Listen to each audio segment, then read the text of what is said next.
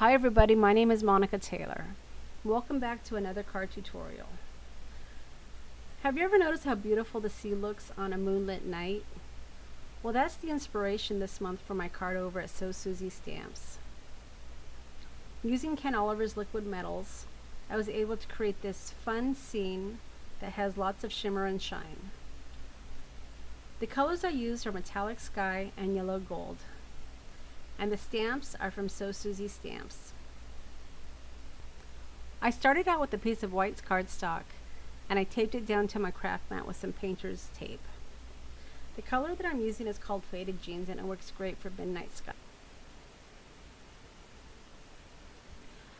Using a circular motion with my blending tool, I added the color to my white cardstock.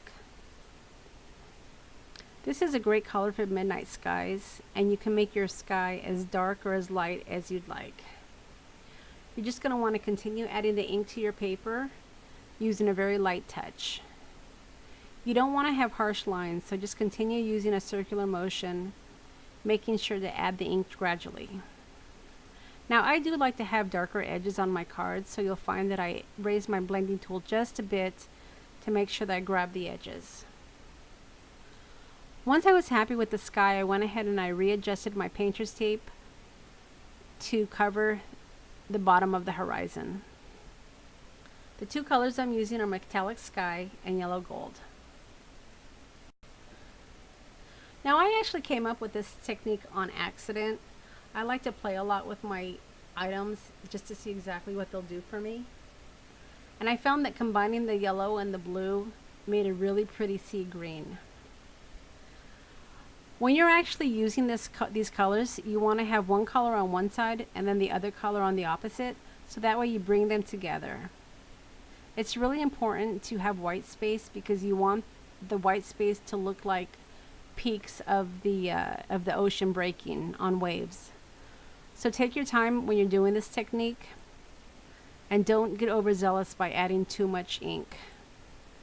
You want to grab the ink using just the tip of your brush. As you can see it on this actual shot here, I am just sliding the brush down to get just bits of pieces of the ink, so that way I can create stroking motions versus covering the paper completely. When you're happy with the look, if you want to, you can add a little bit of that shimmer to the top of your sky. But be careful with that as well, because you don't want to add too much color. It will leave metallic imprints, as you might see on this photo shot right here. So the silhouette stamp works great with Misties, and I really love this fairy stamp.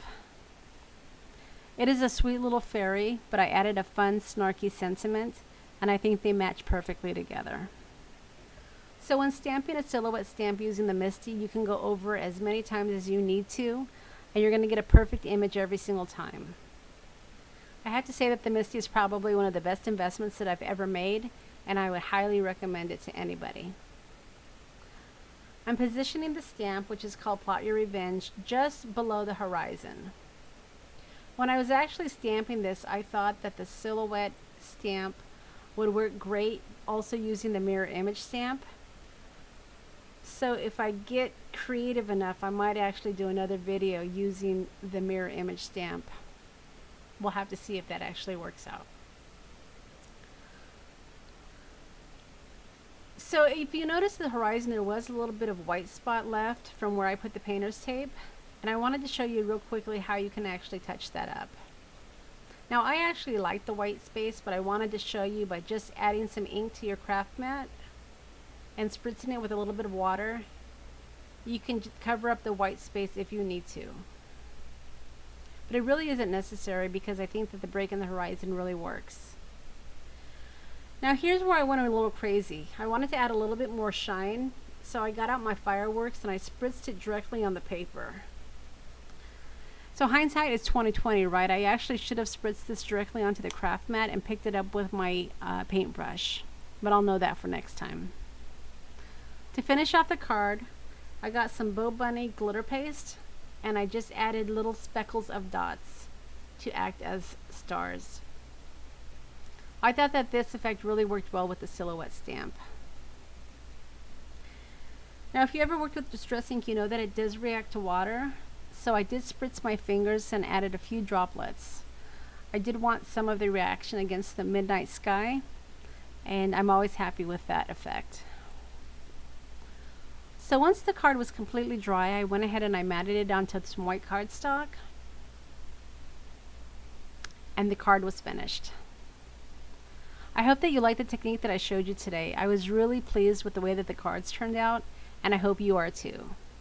I would love to have you subscribe to my channel because I'm going to be doing so many more videos, and I would love to have you join me along on my journey.